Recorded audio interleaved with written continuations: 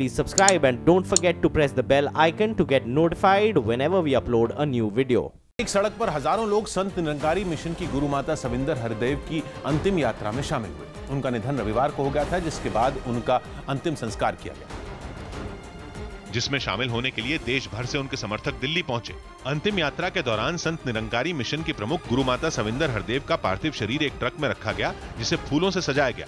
इस ट्रक में उनके समर्थक और परिवार के लोग भी मौजूद रहे, जबकि बड़ी तादाद में लोग ट्रक के साथ चलने लगे। यात्रा के दौरान निरंकारी सेवा दल के कई सदस्य सड़क के दोनों तरफ एक दूसरे का हाथ पकड़कर चलते रहे। संत निरंकारी मिशन की 5वीं गुरु माता सविंदर हरदेव का बीमारी के बाद रविवार को निधन हो गया था। उनकी अंतिम यात्रा निरंकारी मैदान से निगमबोध घाट तक निकाली गई, जहां उनका अंतिम संस्कार कर दिया गया। अगले साल से स्कूलों में पढ़ रहे बच्चों का पाठ्यक्रम आधा हो सकता है, यानी बच्चों पर पढ़ाई का बोझ अगले साल से आधा हो सकता है। हिंदुस्तान अखबार में छपी एक खबर के मुताबिक सरकार की कोशिश देश के बच्चों की दिलचस्पी खेल कूद में बढ़ाने की है। इसके लिए देश भर के स्कूलों में खेल कूद का एक पीरियड जरूरी करने की तैयारी है और बच्चों का स्कूली पाठ्यक्रम 50% तक कम कर दिया जाएगा। वहीं सरकार 20 ऐसे स्कूलों की पहचान करेगी जहां खेलों पर खास ध्यान दिया जाता हो। ऐसे हर स्कूल पर सरकार 10 करोड़ रुपए खर्च करेगी ताकि बच्चों को खेलों से जुड़ी तमाम सुविधाएं दी जा सके। दावा यह भी किया गया है कि 2022 तक स्पोर्ट्स अथॉरिटी ऑफ इंडिया अपने कर्मचारियों की संख्या को आधा करेगी, जिससे खेलों पर ज्यादा पैसा खर्च किया जा सके। राजस्थान के नागौर में कर्ज की वजह से खुदकुशी करने वाले किसान मंगलराम के घर वालों से मिलने प्रदेश कांग्रेस अध्यक्ष सचिन पायलट पहुंचे, जहां उन्होंने मंगलराम की मौत के बहाने सीएम वसुंधरा राजे पर हमला बोला। साथ ही सचिन पायलट ने खुदकुशी करने वाले किसान मंगलराम का पूरा कर्ज चुकाने का ऐलान किया। मंगल चंद जी का जो इन्होंने ऋण लिया था खेती करने के लिए, उसका पूरा ऋण। न्यूज़ 18 से बातचीत में सचिन पायलट ने प्रदेश सरकार को किसान विरोधी बताया। छोटा किसान अगर 1-1.5 लाख रुपए देने में देरी हो रही है, उसको विवश किया, पूरे गांव में लाउडस्पीकर लगाकर उसको बदनाम किया, कुर्की की धमकी दी, अधिकारी प्रशासन ने उसे दबाव बनाया। तो जो गरीब है उसको कुचलने का काम सरकार कर रही है। लगे हाथ सचिन पायलट ने कई गंभीर आरोप भी राज्य सरकार पर लगा दिए और ये दावा किया कि किसान मंगलराम की खुदकुशी के मामले को दबाने की कोशिश की जा रही है। सचिन पायलट के आरोपों का जवाब देने में वसुंधरा राजे ने भी देर नहीं लगाई और उन्होंने विपक्ष के लगाए गए आरोपों को बेबुनियाद बताया। राजनीति आपको चलानी है कुछ नहीं बोलने को, इसलिए बोल रहे हैं। ये भी कर्ज माफ कर सकते थे, 40 साल सरकार चलाई थी। बताया जा रहा है कि किसान मंगलाराम ने बैंक से 2,98,000 रुपए का लोन लिया था, जिसमें उसने 1,75,000 रुपए चुका दिए थे, लेकिन बाकी रकम न चुका पाने की वजह से 7 अगस्त को बैंक की ओर से उसे कुर्की का नोटिस भेजा गया, जिससे परेशान होकर किसान ने खुदकुशी कर ली। पाकिस्तान की राजधानी इस्लामाबाद में चुनाव आयोग के दफ्तर के बाहर जुटे कुछ लोग नारेबाजी करने लगे। ये सभी वहां की विपक्षी पार्टियों के कार्यकर्ता बताए गए, जिन्होंने 25 जुलाई को हुए चुनाव में धांधली का आरोप लगाते हुए नारेबाजी की। इनमें पूर्व प्रधानमंत्री नवाज शरीफ की पार्टी के कई नेता भी शामिल थे। चुनाव आयोग के खिलाफ प्रदर्शन कर रहे कार्यकर्ताओं ने एक रैली भी निकाली। इस रैली में शामिल नेताओं ने चुनाव आयोग के अधिकारियों का इस्तीफा मांगा। This mandate of Imran Khan is a stolen mandate. It is a mandate which is an engineered mandate. It is a mandate which is based on the worst pre-poll rigging. This is not acceptable. Chhattisgarh में नक्सलियों ने आगजनी की। सुरक्षा बल की कार्रवाई से बौखलाए नक्सलियों ने छत्तीसगढ़ की दंतेवाड़ा में 2 बस और एक ट्रक को आग के हवाले कर दिया। राजस्थान के उदयपुर में एक महिला ने 2 बच्चों के साथ कुएं में कूदकर जान दे दी। उत्तराखंड के अल्मोड़ा में एक निजी स्कूल की टीचर के खिलाफ छात्राओं के उत्पीड़न का आरोप लगाते हुए डीएम और एसपी से शिकायत की गई। पटना में नालंदा मेडिकल कॉलेज के डॉक्टर से मारपीट के मामले में पुलिस ने मुख्य आरोपी को गिरफ्तार किया।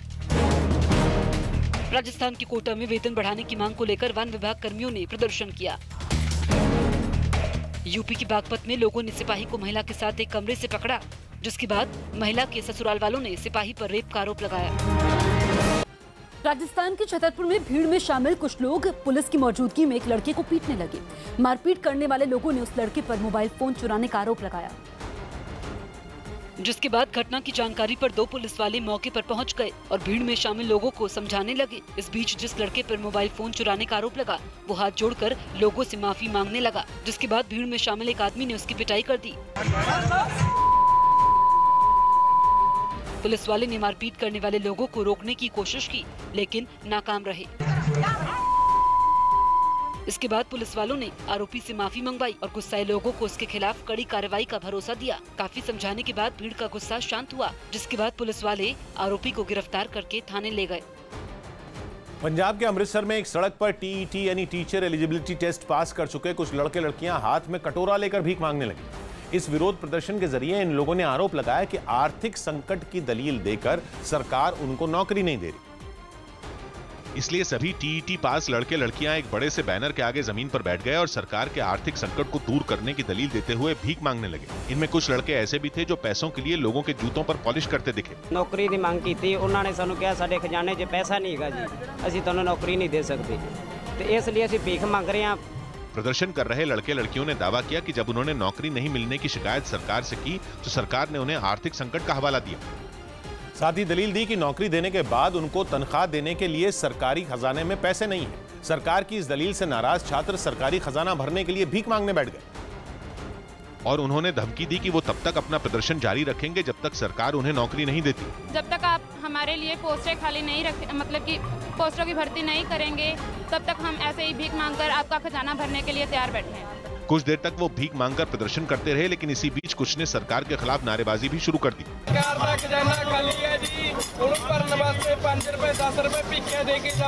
इस दौरान कुछ राहगीरों ने सड़क किनारे भीख मांगकर प्रदर्शन कर रहे लड़के लड़कियों के कटोरों में पैसे भी डाले। उत्तराखंड के उत्तरकाशी में एसडीआरएफ की टीम भारी बारिश के बाद देवघाट नाले के पास फंसे 40 से ज्यादा कांवड़ियों को रस्सी की मदद से बचाने लगी। दावा है कि गौमुख जाने वाला रास्ता बंद होने के बाद ये सभी कांवड़िए वहां पहुंच गए, लेकिन भारी बारिश की वजह से उफान पर बह रहे देवघाट नाले में बना एक पुल पानी के सैलाब में बह गया, जिससे गौमुख से लौट रहे 40 से ज्यादा कांवड़ियों की जान पर खतरा बढ़ गया। कांवड़ियों को बचाने के लिए एसडीआरएफ की टीम ने रेस्क्यू ऑपरेशन शुरू किया। सबसे पहले बचाव दल के लोगों ने देवघाट नाले पर एक कच्चा पुल बनाया। इसके बाद वहां फंसे लोगों को बचाने के लिए उस पुल पर एक रस्सी बांधी गई, जिसे पकड़कर लोग नाला पार करते दिखे। इसी तरह एक के बाद एक 40 से ज्यादा कांवड़ियों ने उफान पर बह रहे नाले को मुश्किल से पार पाया।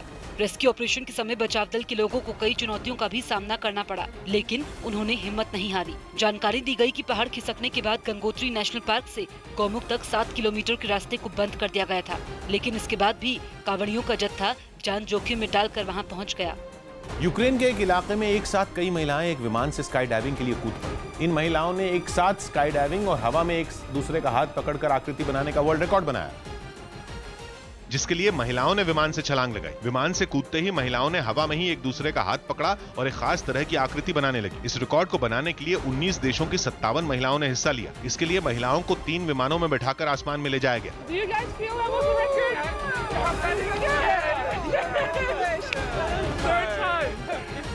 दावा किया गया कि महिलाओं ने केवल 90 सेकंड में 3 बार अपनी आकृति बदलकर यह रिकॉर्ड अपने नाम कर लिया। इससे पहले यह रिकॉर्ड 56 महिलाओं की एक टीम के नाम था। प्रति व्यक्ति औसत आय में इजाफा हुआ।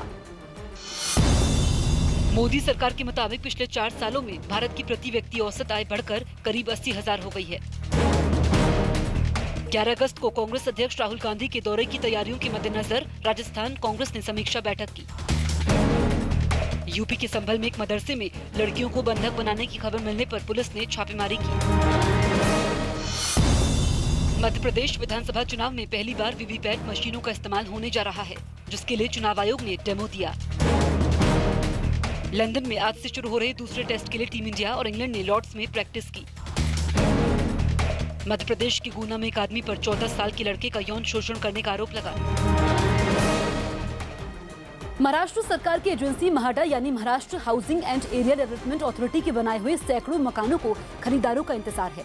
दरअसल महाडा के फ्लैट ही नहीं, कई प्लॉट को भी बिक्री का इंतजार है, जिनकी कुल कीमत करीब 869 करोड़ रुपए है। ऐसे प्लॉट और फ्लैट की कुल गिनती करीब 3300 है, जो पुणे, नासिक, औरंगाबाद, नागपुर और अमरावती में है। पुणे में इस तरह की कुल 1313 प्रॉपर्टी हैं, जिनकी कीमत 368 करोड़ रुपए है। नासिक में इस तरह की 1150 प्रॉपर्टी हैं, इनकी कुल कीमत 234 करोड़ रुपए है। औरंगाबाद में करीब 200 करोड़ रुपए की ऐसी 404 प्रॉपर्टी हैं, जिन्हें कोई खरीदार नहीं मिल रहा। तो नागपुर में 67 करोड़ कीमत की करीब 425 प्रॉपर्टी ऐसी हैं, जो लाख कोशिशों के बावजूद बिक नहीं रही हैं। अमरावती में करीब 1 करोड़ रुपए के 42 प्लॉट बेचे जाने हैं, लेकिन महाडा को कोई खरीदार नहीं मिल रहा। दरअसल जानकारों की राय यह है कि महाडा ने प्रॉपर्टी का जो दाम तय किया है वो बाजार कीमत से ज्यादा है। मौसम विभाग ने छत्तीसगढ़ में बारिश का रेड अलर्ट जारी किया है। छत्तीसगढ़ में आज मौसम विभाग ने भारी बारिश की संभावना जताई है। मौसम विभाग के मुताबिक उत्तरी छत्तीसगढ़ में बने कम दबाव के क्षेत्र की वजह से दक्षिण छत्तीसगढ़ में भारी बारिश हो रही है। रायपुर, दुर्ग और बस्तर इलाके में भारी बारिश हुई है। यहाँ 15 मिलीमीटर बारिश दर्ज की गई है।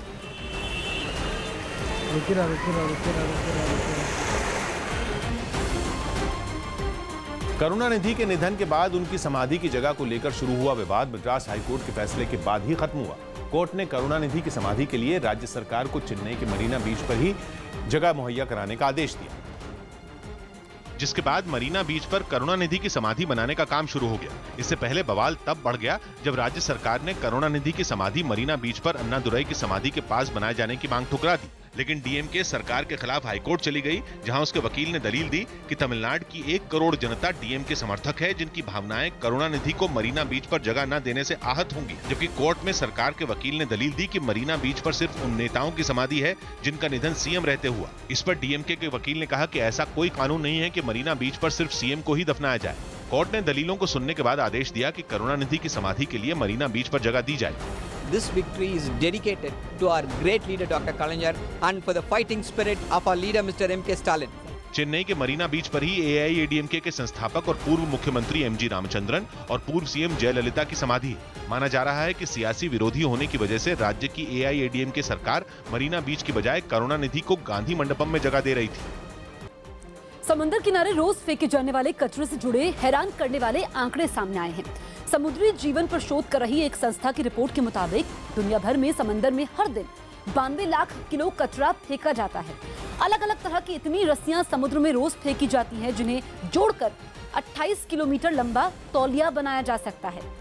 कोल्ड ड्रिंक या जूस पीने में इस्तेमाल होने वाली स्ट्रॉ यानी पाइप इतनी बड़ी तादाद में फेंके जाते हैं कि इनकी कुल लंबाई 243 किलोमीटर तक पहुंच जाती है।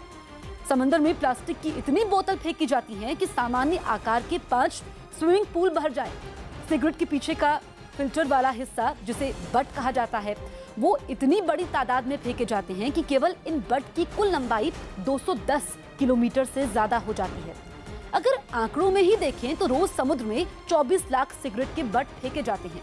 टॉफी, चॉकलेट, चिप्स या खाने पीने की दूसरी चीजों के 17 लाख रैपर फेंके जाते हैं। 15 लाख प्लास्टिक की बोतलें समुद्र में रोज डाली जाती हैं। तो इतने ही प्लास्टिक के बैग और पॉलिथीन भी रोज समुद्र में पहुंच जाते हैं। अलग अलग तरह की बोतलों के प्लास्टिक के ढक्कन की गिनती 10 लाख से ज्यादा है, जो समुद्र में रोज फेंके जाते हैं। महाराष्ट्र के यवतमाल में एक मकान की छत पर खड़े एक सांड को वहां मौजूद कुछ लोग रस्सी और पट्टे के जरिए एक मशीन से बांधने लगे। बताया गया कि ये सांड इस मकान की छत पर चढ़ने के बाद 2 दिनों तक वहां फंस गया, जिसके बाद उस मकान में रहने वाले लोगों ने सांड को छत से नीचे उतारने की कोशिश शुरू कर दी। 2 दिनों से छत पर मौजूद सांड जब खुद नीचे नहीं उतरा तो मकान में रहने वाले लोगों ने एक मशीन और जानवरों के डॉक्टर को बुलाया। इस बीच वहां लोगों की भीड़ जुट गई। नीचे उतारने से पहले सांड को बेहोशी का इंजेक्शन दिया गया, जिसके बाद उसको रस्सी और पट्टियों से बांध दिया गया। सांड को बांधने के बाद मशीन की मदद से उसको मकान की छत से नीचे उतार लिया गया। सांड के नीचे आने के बाद लोगों ने राहत की सांस ली। गुजरात के सूरत में कपड़े के शोरूम में घुसकर 2 लोग एक महिला से बदसलूकी करने लगे। पहले एक आदमी महिला के ऊपर चीखता चिल्लाता दिखाई दे रहा है, फिर गुस्से में वो काउंटर के दूसरी तरफ खड़ी महिला की कुर्सी फेंक कर मार देता है। इस हमले में महिला बच जाती है। इस बीच महिला लगातार फोन पर किसी से बात करती दिखाई दे रही है। इतने में दूसरे आदमी भी महिला पर गुस्सा होता हुआ आगे की तरफ आता है। फिर हंगामे के समय फिर महिला पर कुर्सी फेंकी गई। बताया जा रहा है कि महिला दरअसल ये लोग ब्याज का पैसा नहीं चुकाने पर महिला के शोरूम में हंगामा कर रहे थे। पुलिस ने मामला दर्ज कर लिया है और जांच तेज कर दी है। पैसे की उगराने के बारे में वो लोग गए थे। उस बात में झगड़ा हुआ था और उस औरत के साथ मारपीट की है।